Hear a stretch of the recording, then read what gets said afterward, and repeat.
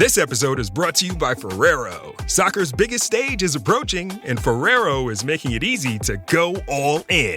Pick any two Ferrero brands from Kinder Bueno to Ferrero Rocher, and you could win the $1 million grand prize, plus an exciting range of daily and weekly prizes. Don't miss your shot. Official rules apply. Learn more at goallinandwin.com.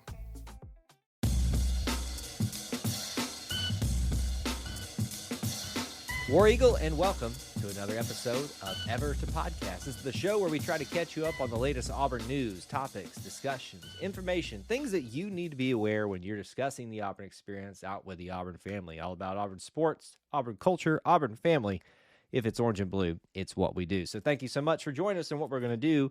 Ever to Podcast, episode 96. Today's date is April 17th, 2026. And as always, I am your host Kyle Loomis, here to bring you that latest news, information, and scuttlebutt in the Auburn experience. The normal routine is as such. We will walk through all the different sports news that has transpired leading up to this Friday, Monday through Thursday, essentially here, to keep you up to date on all these different things. And then we'll take a look at the weekend calendar of events ahead and hope you guys have a great Friday and weekend. So let's get this rolling and get you caught up on the Auburn experience here. We'll start, as we have usually done this part of the year, with some baseball news. The very first thing that we're going to start off with is acknowledgement of some previous stuff the last week, because they acknowledged him to start off the week. That'd be Alex Petrovic. He got SEC Pitcher of the Week for his outstanding performance during the last series, and certainly there were other performances that were great as well, but his just stood out. A gem that he threw in that final game of the series. So outstanding for Alex Petrovic, and a nice SEC Pitcher of the Week honor for him to get things started on the news week. The rankings came out and for baseball, college baseball, and I'll always remind you that there's like 5,000 of them. There's 5 that everybody seems to talk about, and you're going to find different variances. And this is a good example now that Auburn is not up in the top 7, top 6, top 5 like they were early in the year. You can see how wide the differing opinions are in these different rankings. You've got some of them as high as 6, which is, of course, what Auburn's going to post when they have their scores and stuff like that. Then as low as 13. So 6, 10, 11, 12, and 13 are where they fall in all the different, the 5 rankings that are out there that everyone talks about. That gives you at least a perspective of where Auburn ranges in people's minds as far as the caliber of team they're currently playing as at this point in the season.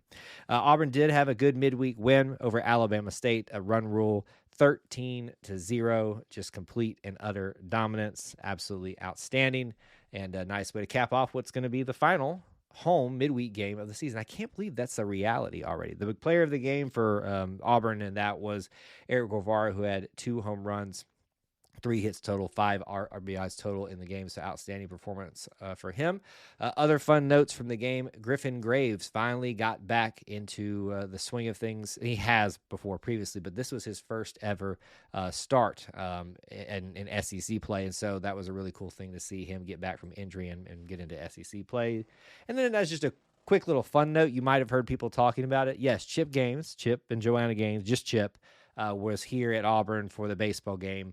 I believe there may be some family ties there with somebody coming to check out Auburn, so to speak. We'll leave it at that without official confirmation. But Chip Gaines was in town and was at the baseball game, and they made a big to-do about it. So just a fun little Auburn note for Auburn baseball. And then that brings us to the start of the weekend, essentially, for them, because they're playing Thursday, Friday, and Saturday. The first Florida game did not go the way we wanted. They got off to a hot start, though, and just couldn't keep Florida from getting hot down there in Gainesville. I know that's kind of ironic to say that. But 3-6, they fall to the Florida Gators in game 1 of that series. Need to definitely get one. Hopefully they can salvage both the games on the back end of that particular series. We'll move into some women's basketball news. They announced all the players so far that have decided to come back. And when you put out a graphic like this as a program, you do wonder, is it going to be basically these are the ones we're going to build around for the coming year with the transfer portal? Obviously, those names are some of those we've announced and talked about previously: Caitlin Duhan, Quanira Montag, Jemiah Harris, Ava I'm going to try to pronounce this, Ava, I'm so sorry. Gara Badian, Saria Daniels, and then Shania Richardson. All 6 of those players are back for the next season, year 2 of the Larry Vickers era. Men's golf news. They had a very successful, not ultimately successful, but very successful time at the Ford Collegiate, which is going to be the final big tournament before all the postseason competition. Number 1, Auburn does only come in second. Number 4, Texas beats them by several strokes in this one, but still a strong performance for them throughout the tournament, and they finish with that second place. You can't win every single one of them, but you know who can, and that's Jackson Koivun. So the team may have gotten second, but stop me if you've heard this before. Jackson Koivun wins another individual title. Apparently, he came back from roaring back in the back end or the back 9 of the tournament. Shot 13 under birdies the first hole of the playoff to win his 10th career tournament. He's on an elite list of college players to earn double-digit wins that includes Tiger Woods, Jon Rahm, and Phil Mickelson. Obviously, Auburn Tigers are very keen and very excited about the future, current Jackson Koivun, but his future and what he means for the sport, for Auburn men's golf. But that kind of puts into perspective when you're doing things that those types of names have already done. So congrats to Jackson Koivun. Not that he really needs more congratulations, but certainly he is he's getting them in droves this year. And we talked about that amazing back 9 that he had. And it's so much so that here's some more things. Justin Thomas, actually on the Pro Tour with the Masters last week and everything, even dropped some quotes as an Alabama guy about Jackson Koivun and talked about him and how excited he's played with him before and how excited he is for his future, and kind of shows that even Auburn and Alabama rivalry can be set aside for mutual respect on someone that definitely he'll be competing against, or seems like it will be very, very soon at the pro level. One final thing for Jackson this week. Stop me if you've heard this before. I think it's number 5 on the year, SEC Golfer of the Week. I don't know what else to say. It's just number 5. That's about it. Oh, one more thing for him this week. He officially is on the semifinalist list for the Ben Hogan Award, essentially the Heisman. Again, duh. I love one of the quotes this week on one of their posts about Jackson Koivun. In other news, the sky is blue. It's just like become mundane at this point because he's just doing so much all the time, and it's been incredible to watch this right now. A lot of you Auburn fans out there that are like, the sky is falling right now in Auburn athletics, you're really not paying attention if you're missing out on some of these things like this. He's a great example of that. Right now, NCEA Equestrian National Championships are going on right now.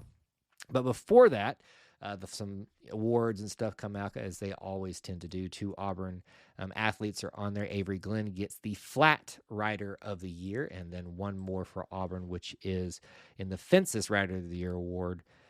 That one goes to Caroline Olson. So congratulations to both of them as they start in the regular season and start their postseason play here in NCEA action. Already known the SEC tournament. We won't talk about that.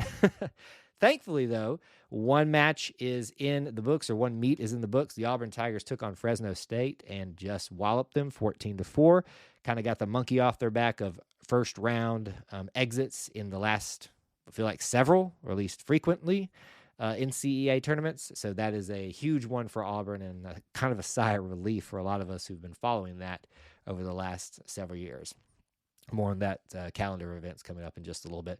Men's tennis news this week. They got a signing that they announced. Patrick Munkhammer from Stockholm, Sweden, is joining Auburn men's tennis. So another future player for Auburn. They are now currently ranked number 18 in the ITA rankings. Gives you an idea of where they sit right now. Nicholas Hing is named the Scholar Athlete of the Year for Auburn men's tennis. So a nice reward for him for on the court and off the court performance kind of coinciding together. But as all that good news for men's tennis gets going, I'm sad to report that they were in the SEC tournament, but unfortunately it ends very, very quickly with them in that first round taking on the Florida Gators. They do fall to them 2-4, and so their SEC tournament hopes are done. With that ranking and the way they perform this year, obviously I think there's more in store for them. We'll wait and see, though. But the SEC tournament run for them is done. There's going to be a lot of Florida, Gainesville stuff the rest of the way, and talking about the calendar events if you're curious. So just don't be shocked when you hear them come up a lot this week. ITA rankings again for Auburn women's tennis. They are back up to number 3. They have flirted with number 4, number 5, number 3 used to be the highest ranking they ever achieved, and then they got to number 2 earlier in the year. So they've kind of shifted back to 4. Now they're back at 3. Gives you a perspective of how great this program is. We told you their first SEC title last week was achieved, and we didn't talk about it on this show, but on the main show, make sure you are paying attention to Auburn women's tennis. Track and field outdoor season is fully underway. The Auburn men's team is currently ranked in the... You know you need fiber for a healthy gut, but do you actually know how to get it? Quaker's been serving up fiber since 1877, with over 100 great-tasting, good source of fiber options to choose from. Whether you like old-fashioned oats, instant oatmeal, granola, or oatmeal squares, Quaker makes it delicious. So good. Get your fiber with Quaker. Shop Quaker's good source of fiber products at a store near you. Everybody saddle up. The USTF CCCCA outdoor track and field rankings. Number 19 for the Auburn men's performance there. Here's a reminder for you. It's a really cool event with the new resurfacing of the track out there at Hutzel-Rosen Track Facility. They are going to be hosting the SEC championships this year, May 14th through the 16th. And the reason I bring this up, because it's so early in advance, is they've announced that you will have to buy tickets to attend this. A lot of times when there's been track and field events at Auburn, in my experience, they've been free to go to. This one is a ticketed event. So if you are, and you should, be going to check that out, that's something to keep in mind as you arrive there. So you can visit auburntigers.com. I think it's aubtix.com. Anyway, it doesn't matter. auburntigers.com will get you there for the tickets for the SEC tournament and the SEC championships for outdoor track and field. Football news. Obviously, spring practice is about done, folks. So we're prepping here this week for A-Day. And what got started on this week was not surprising news if you've been paying attention, but one Gus Malzahn was at practice with Coach Golish after he invited him to be there and was addressed and said they had a great time talking, swapping notes at the end of practice and things like that. A lot has been made of this story this week, that there's something more to it. And I think there's really a desire from even some of our fans and listeners and followers that I've spoken to personally. They want there to be more to this story other than just he showed up and is willing to help or ask or give his perspective, but he's just not. It's nothing official. It's just he's there. He wants to live in Auburn. He likes living in Auburn. I know that's shocking for people. It shouldn't be at this point if you're an Auburn person, but glad to have Gus Malzahn back. They even shared photos of them eating at Waffle House, and I assume that's the one where he had the famous photo of them having the booth special for them. So that kicks off this week of spring practice. Here is the A-Day official timeline that we have right now. 11 a.m. on the Saturday. Fan Fest opens 11:30 a.m. Tiger Walk, we will be there at the Tiger Walk banner, assuming they will be there with that banner. The group that does that, filming it. So come hang out with me over there. You'll see me with the guy having a camera equipment ready to go. So we'll be over there. 12 p.m. Obviously, they're all Central Time. Public gates open up. So I do not believe that there's going to be there won't be a student section for this. So no worries about, you can get in line early if you want to, but you might as well come to Tiger Walk. You can get whatever seats you want. 2:02, always random with like the 2:02, 2:03 or whatever, the 2:03 times. And that's when kickoff has happened, which makes you wonder why the 2:02. What are they going to do at 2 o'clock to hype things up?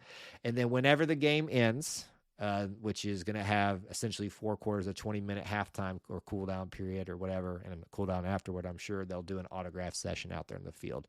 So a lot to look forward to on A-Day, even though it's the only thing going on. There's that. There's also this time of year at A-Day, they like to give out awards for the previous season.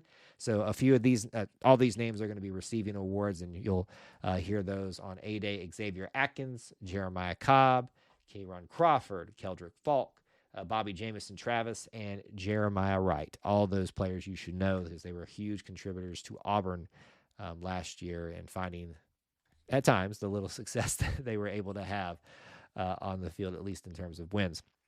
So officially, you've heard us talk about the big matchup with Argentina and Iceland coming in June to Jordan-Hare Stadium. Very historic and a big event.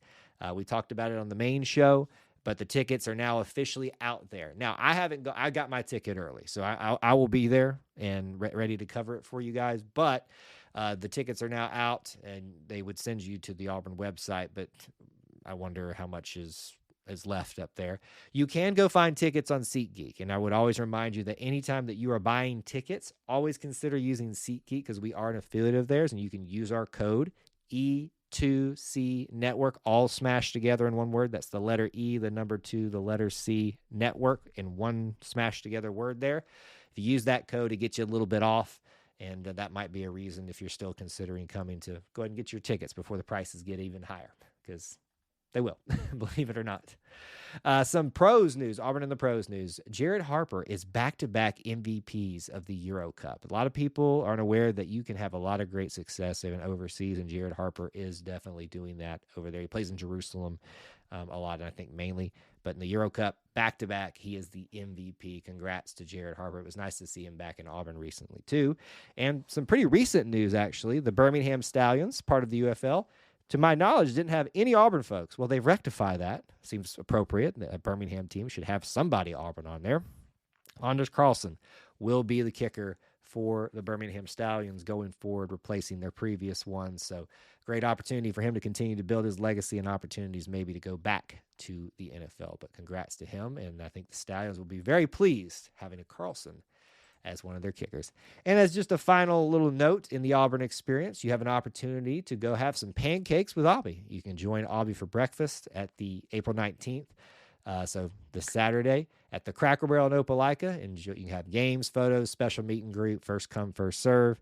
And obviously, Aubie Kids Club members get a VIP interest if you're part of that. So check that out at the Cracker Barrel in Opelika. Aubie, pancakes. What else more could you want? It's awesome, right?